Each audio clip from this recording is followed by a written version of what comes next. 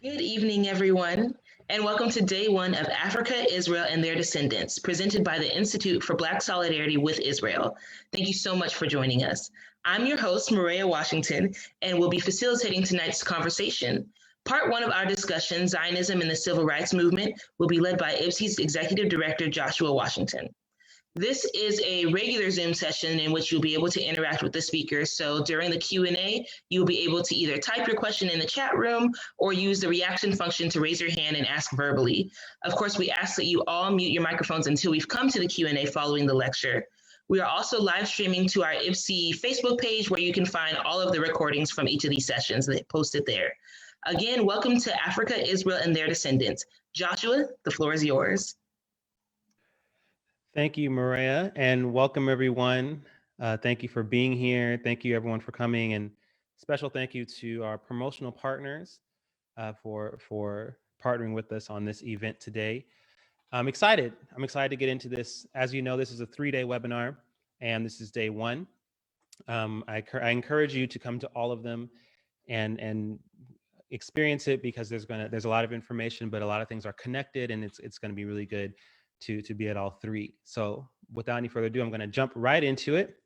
Again, thank you so much for coming. Thank you to all our promotional partners, especially Jerusalem Center for Public Affairs, who we're doing some special projects with them, and also Club Z. We partner with them quite a bit for our different ventures. So thank you. And to all of our partners, thank you so much for being a part of this as well. The title of today's topic, or today's talk, is Zionism and the Civil Rights Movement. And I'm going to start with this here. The whole world must see that Israel must exist and has a right to exist, and is one of the great outposts of democracy in the world. My Jewish brothers and sisters said to me amid anti-Semitism anywhere, we don't need your support, but would still take a stand against anti-Semitism because it's wrong, it's unjust, and it's evil.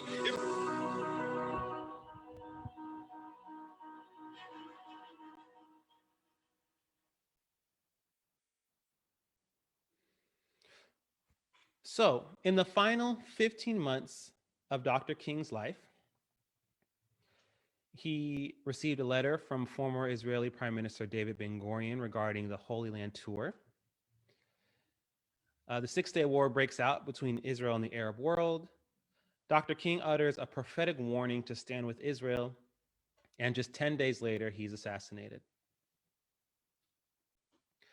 I'm going to read for you a letter that was exchanged between David Ben-Gurion and Martin Luther King. This one was from the former Prime Minister. He says, "Dear Reverend Dr. King, I have learned with great pleasure of your declared intention to lead the first mass pilgrimage of the American Negro community to the Holy Lands of Israel and Jordan this coming November. I would like to congratulate you on your decision, which will encourage people of all races to revive the old tradition of making pilgrimage to the Bible lands. I am planning a trip to the United States in the very near future, and I hope I have an opportunity to meet so that I may convey these thoughts in person." Dr. King responds to Prime Minister David Ben-Gurion, "Please pardon my delay in acknowledging receipt of your very kind letter. I take this means to express my deep appreciation to you for the invitation you extend to me to come to your wonderful country. I am certainly looking forward to the trip with great enthusiasm. As I have spoken around the country, I have been gratified at the response I have received in regarding the pilgrimage. I am delighted to have an opportunity to lead a pilgrimage to the Holy Land. I feel that it will be a very meaningful and memorable experience for each participant. World travel is quite significant and has proven effective in our constant quest for brotherhood. Again, I reiterate my deep appreciation to you for your interest and cooperation, and I look forward to greeting you personally in the near future." That next month, Israel's Six-Day War against Egypt, Iraq, Syria, Jordan, and Lebanon began. June 11, 1967.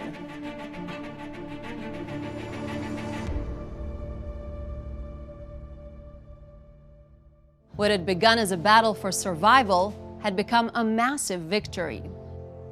In only 6 days, Israel not only defeated an enemy that threatened to destroy it, but gained control of the territory needed to protect itself from future attacks. But this land meant more than just security.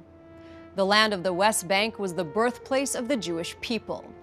Also known by the biblical names of Judea and Samaria, it had remained central to Jews around the world and had maintained a continuous Jewish presence for 3,000 years until the War of 1948. Beginning in 1948, when Jordan captured the West Bank and eastern Jerusalem, Jews were expelled from the region and were not allowed to access the Jewish quarter of the Old City, the Western Wall, or other Jewish holy sites.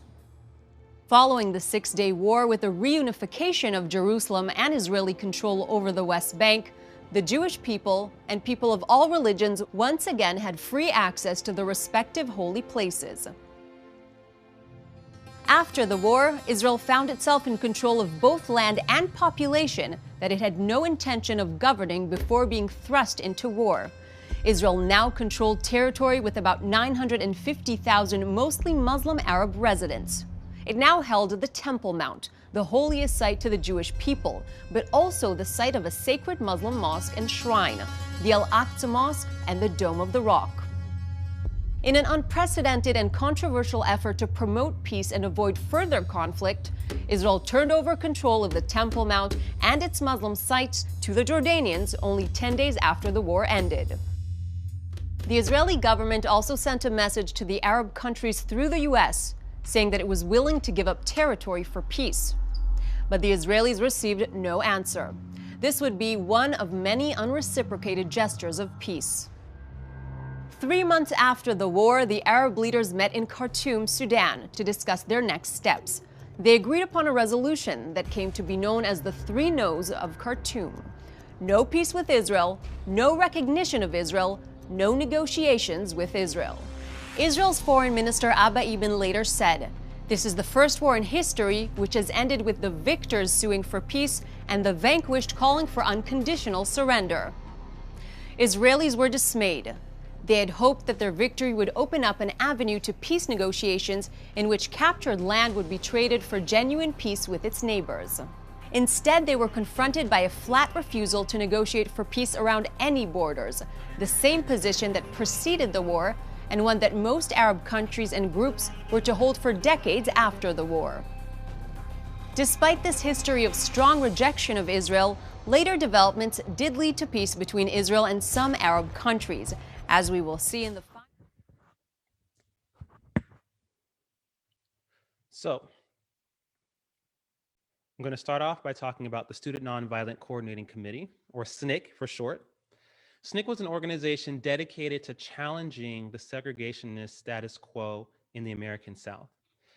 They held sit-ins, they organized freedom rides, which were all designed to highlight that even though segregation was deemed unconstitutional in 1954, many areas in the South still practiced de facto segregation. So SNCC's original purpose was through nonviolence to engage in direct action campaigns against segregation.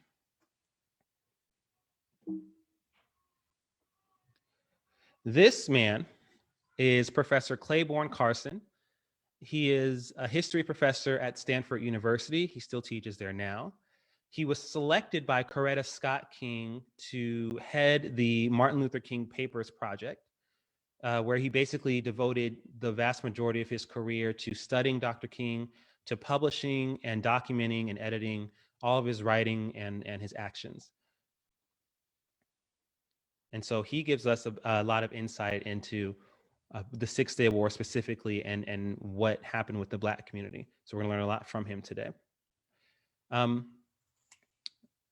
Professor Carson speaks about the Six-Day War and how the effects that it had on the Black community and the civil rights movement's response to it and the kind of split that was in there. One of the things that he talks about is that right after the Six-Day War, SNCC had decided that they really wanted to investigate this war to, see what the facts were on the ground and how they should advocate. And so there was a particular member of SNCC who volunteered to do research and to ask questions and to investigate. So he talks about it. He says, SNCC Central Committee meeting in the midst of Israel's 6-day victory over Arab forces in June 1967 requested that SNCC's search and communication staff investigate the background of the conflict. Ethel Miner, editor of SNCC's newsletter, volunteered for this task.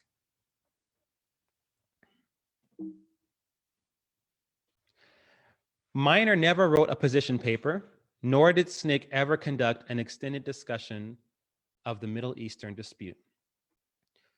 Carson, in his writing, he begins to expound on where her biases were, but suffice to say that she came back to her colleagues and said, I have some news for you that the white media will never tell you, and then she begins to expound on that, and soon after, SNCC comes out with a newsletter the next day called Third World Roundup, The Palestine Problem Tests Your Knowledge.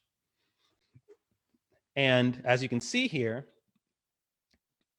you might not be able to read the words that are there, but you can see some of the drawings that were done up in the left-hand corner. You see the one here on the right side where there are two men who are have a rope around their neck like a noose. The hand that's holding the rope has the Jewish Star of David on there with the dollar sign right in the middle of it. You see what looks like a dark colored arm that's labeled Third World, holding a sword that's labeled Liberation Movement, attempting to cut the rope. There's a couple of pictures here. It's labeled Gaza. One of them is labeled Gaza Massacres over here on the left, 1956.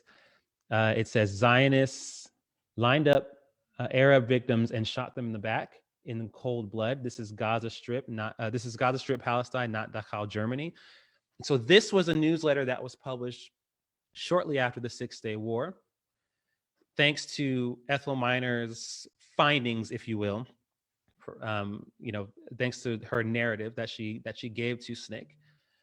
And the newsletter was filled with 32 what they call documented facts.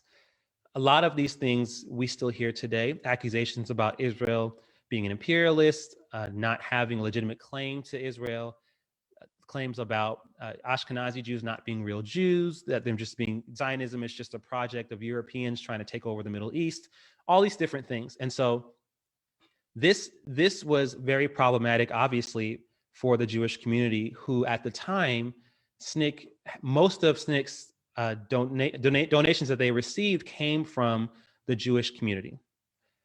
So this obviously caused a rift. And this is one of the things that started to kind of make a wedge between the Black and the Jewish communities. After the Six-Day War, some younger militant members of the Black civil rights struggle endorsed a resolution that condemned Israel and unequivocally sided with the Arab powers. Dr. King was asked about his position by Rabbi Dr. Maurice Eisendroth of the Union of American Hebrew Congregations. And this is what Dr. King said. He said, if I had been at the conference during the discussion of the resolutions, I have made it crystal clear that I could not have supported any resolution calling for condemnation of Israel and an unqualified endorsement of the policy of the Arab powers. I later made this clear to the press, but a disclaimer seldom gets the attention that an original sensation attack receives. He goes on further to say, we have expressly, frequently, and vigorously denounced anti-Semitism and will continue to do so. It is not only that anti-Semitism is immoral, though that alone is enough, it is used to divide Negro and Jew who have effectively collaborated in the struggle for justice. It injures Negroes because it upholds the doctrine of racism, which they have the greatest stake in destroying. Fast forward a little bit now. Dr. King was the honored guest at the 68th Rabbinical Assembly. And this was 10 days before his assassination, okay?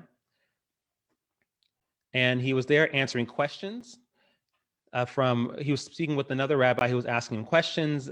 They had a very long conversation. It's very powerful. The transcript is online. But one of the things that they talk about in great detail is two things: the Black and Jewish relationship in the US and what's going on in Israel, and the what they're seeing as a rise in anti-Semitism and anti-Zionism coming from the Black community. And one of the things that the rabbi asked him is, okay, Dr. King, what would you say to the young Black radicals who say that Israel is illegitimate because color is all important in this world? So what would you say to them who say that, Israel is basically a state of white Jews who are oppressing Arabs in the region? Would you explain to them that there are Mizrahi Jews, that there are Jews of color in the region, or would you tell them about that they shouldn't be judging people by the color of their skin? What would you say? And so Dr. King responds with this.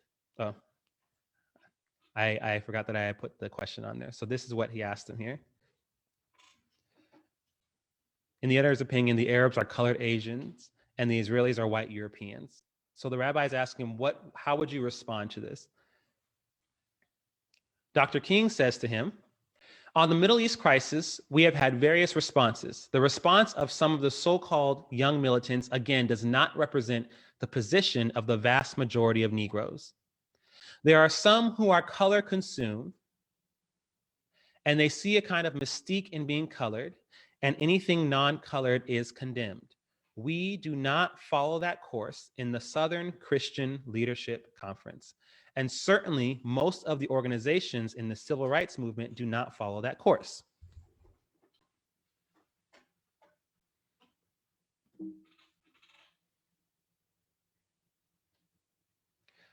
I think it's necessary to say that what is basic and what is needed on the Arab side of the world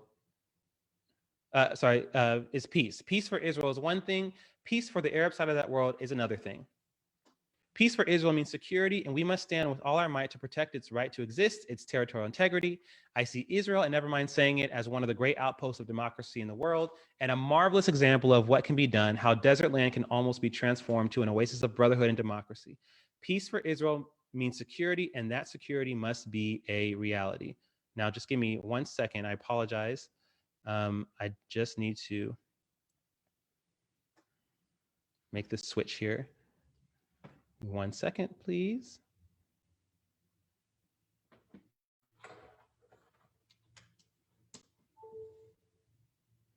I trust that you can all still see and hear me. Is that right? Yes. Okay, good. Okay, please forgive me, y'all. All right. Yes, I can see and hear you. Thank you very much. Okay, he goes on to say, Dr. King says, on the other hand, we must see what peace for the Arabs means in a real sense of security on another level. Peace for the Arabs means the kind of economic security that they so desperately need. These nations, as you know, are part of that third world of hunger, of disease, of illiteracy. I think that as long as these conditions exist, there will be tensions. There will be endless quests to find scapegoats. So there is a need for a Marshall Plan for the Middle East, where we lift those who are at the bottom of the economic ladder and bring them into the mainstream of economic security. Dr. King says there will be an endless quest to find scapegoats. This is what he said. 10 days after this assembly, Dr. King is assassinated, April 4th, 1968. This is his final speech here. We've got some difficult days ahead, but it really doesn't matter with me now because I've been to the mountaintop. I don't mind. Like anybody, I would like to live a long life. Longevity has its place. But I'm not concerned about that now. I just want to do God's will. And He's allowed me to go up to the mountain. And I've looked over and I've seen the promised land. I may not get there with you, but I want you to know tonight that we as a people will get to the promised land.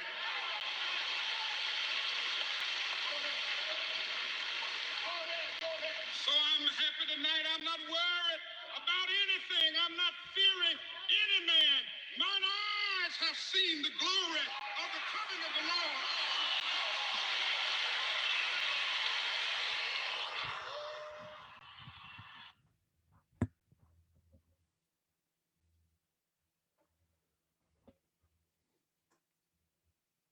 After Dr. King died, after he was assassinated, his grave concerns about Israel and the Jewish people were unfortunately realized.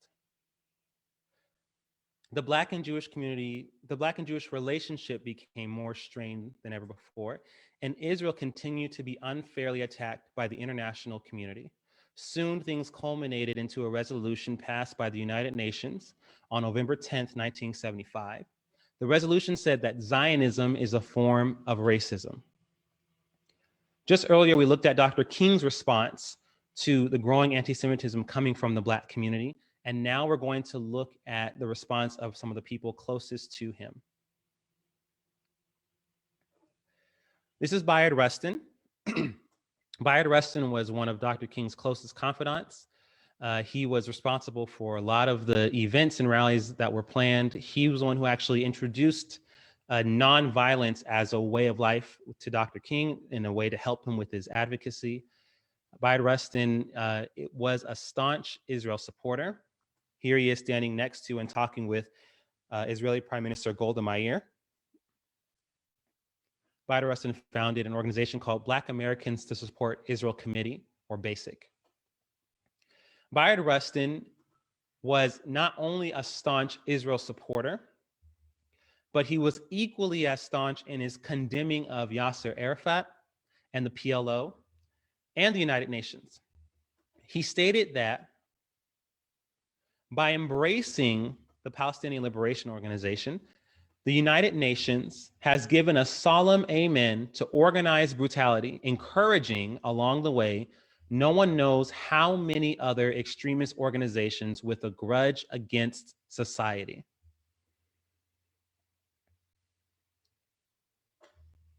This is basic. This is, you can find this on IPSI's website. We have it here. This is actually how IPSI was born. My father happened to find these clippings in a library, and he put them up online. So you can go and you can find PDF versions of this document of BASIC's members and their tenants here. November 23rd, 1975, just a few days after the resolution was passed, this was Bayard Rustin's response. This was the response of the Black community, much like Dr. King's response at the Rabbinical Assembly, much like Dr. King's response at the Hebrew Union event. This is the response of the of many in the Black community to what they see as Israel hating on another level, not just in the Black community, but now at the level of the United Nations. Here are some of the signatories. BASIC had over 200 signatures on it, 200 members in its beginning, including these names that you might recognize here: Hank Aaron, who just recently passed away, Arthur Ashe, Mrs. Louis Armstrong, Mrs. Rosa Parks, Mrs. Medgar Evers, Leontine Price, and none other than Martin Luther King Sr., Dr. King's father, and Coretta Scott King, Dr. King's wife, who passed away in 2006. In a New York Times article, Bayard Rustin even addressed Black leaders specifically, adjuring them to stop embracing Yasser Arafat and his PLO,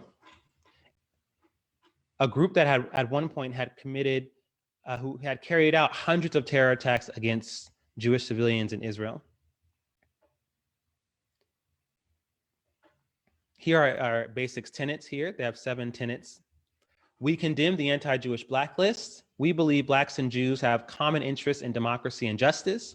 We support democratic Israel's right to exist. Arab oil prices have had disastrous effects upon Blacks in America and in Africa.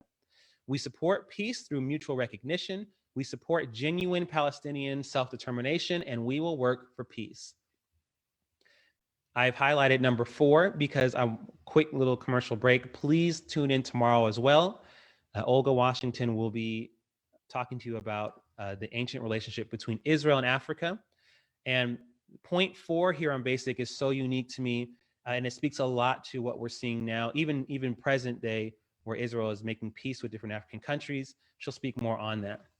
But these were Basic's 7 tenets. And this is what Bayard Rustin had to say about the other Black leaders who were linking arms with Yasser Arafat and who saw themselves as equals, Palestinians and Blacks as equal in a similar struggle. He said, regardless of motivation, I think Black people must clearly understand the moral, yes, moral issue involved here. For in seriously considering links with a group like the PLO, the Black community is moving beyond the realm of mundane politics as usual. We are moving into an area where we face 3 enormous risks. First, we risk causing serious divisions within our own ranks. Second, we risk the forfeiture of our own moral speech, which is based on a long and noble tradition of nonviolence. And third, we risk becoming the unwitting accomplices of an organization committed to the bloody destruction of Israel, indeed of the Jewish people.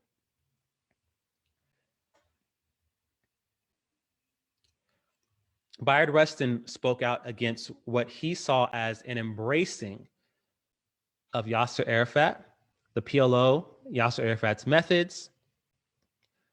This is a Time magazine. Despite Yasser Arafat's dictatorial regime, despite the fact that he led a group that carried out so many terror attacks against the Jewish people, despite the fact that this very group also trained young children. This is not a fake picture. This is not doctored. This is a real picture of children with real weapons. They are being trained to kill, to murder, to harm, to even kill themselves in the process, as long as they're killing a Jewish person, someone in Israel. This is what was going on then. This is what is still going on now. Yasser Arafat's not alive anymore, but that same teaching, that same spirit is still there. Palestinian children are constantly taught in their schools and in their on their TV programs that Jews are to be hated, they're to be maimed, killed, that they are not to make peace, they are not to be friends with the Jewish people. These are real magazine covers here that I'm showing you right now. Bayard Rustin was a very loud voice, vocal, very vocal against the embracing of this man and the PLO,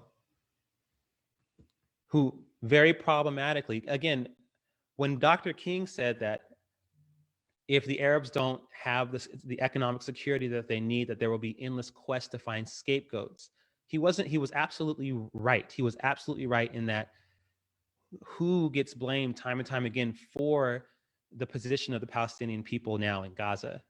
Israel. But who rules Gaza? Hamas. When Bayard Rustin said that by embracing the PLO in the UN, we're opening the door to terrorism worldwide. We don't know how much. Well, look at what we've been seeing these past few years. Look at what happened. Look what happened in France. Look at some of the car rammings that have happened in different parts of the world. Each of these specific attacks were what first happened in Israel committed by either the PLO or members of Hamas, by these different Palestinian leaders and terrorists who have been trying to kill Jews since the re-emergence of Israel in the Middle East and even beforehand. So he was absolutely right. We're seeing that now.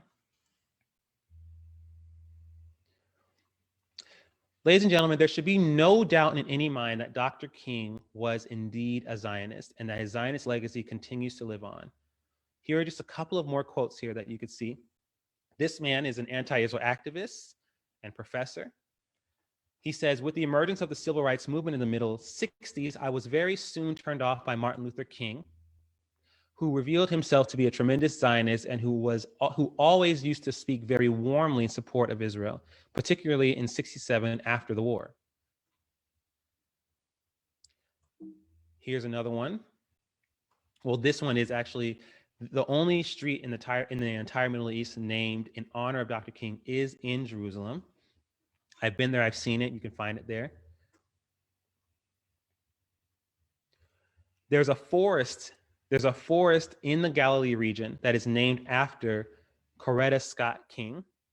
My father actually had a chance to go there. I've been to Israel a couple of times. I haven't been to the forest before.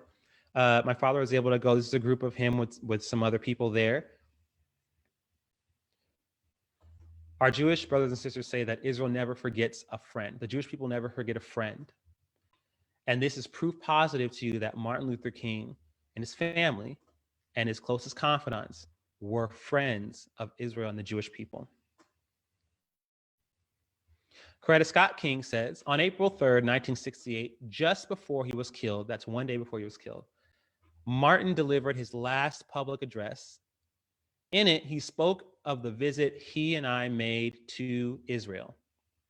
Moreover, he spoke to us about his vision of the promised land, a land of justice and equality, brotherhood and peace. Martin dedicated his life to the goals of peace and unity among all peoples, and perhaps nowhere in the world is there a greater appreciation of the desirability and necessity of peace than in Israel. And lastly, one of the more famous quotes from Dr. King: when people criticize Zionists, they mean Jews. You're talking anti-Semitism. And those who know the context of this, I know that Dr. King was having a conversation with a man who was speaking lies and was speaking hate against the state of Israel. He stopped them, he cut them off in the middle of their sentence and said, stop, don't talk like that. Then he says this very same quote right here. I just lastly want to conclude today with, first of all, thanking everyone for being here. And also, Zionism has always been in tandem with the civil rights movement. The Black and the Jewish relationship has always been one that has been one of so much synergy, a spiritual one even. We weren't, that back in the days of lynching and Jim Crow segregation, Black Americans and Jewish Americans were both seen as at the bottom of the totem pole, if you will. We both were not seen as equals. And because we were both at the bottom, there were things that we were able to do together, all the way back from Booker T. Washington and Julius Rosenwald building thousands of schools for Black kids to learn in because they couldn't learn in white schools, to Martin Luther King and his work with the Jewish community and his stance with Israel. And that's why IBSI exists now, to continue that stance and to let our Jewish brothers and sisters know, both here in Israel and all over the world, that you are not alone, that we stand with you. We have not forgotten, just like our sisters never forget a friend. We never forget a friend either here at IBSI. And so we will continue to speak this and to show people just how intertwined Zionism is with civil rights and with justice. So with that, I say thank you, and I will give it back to Maria.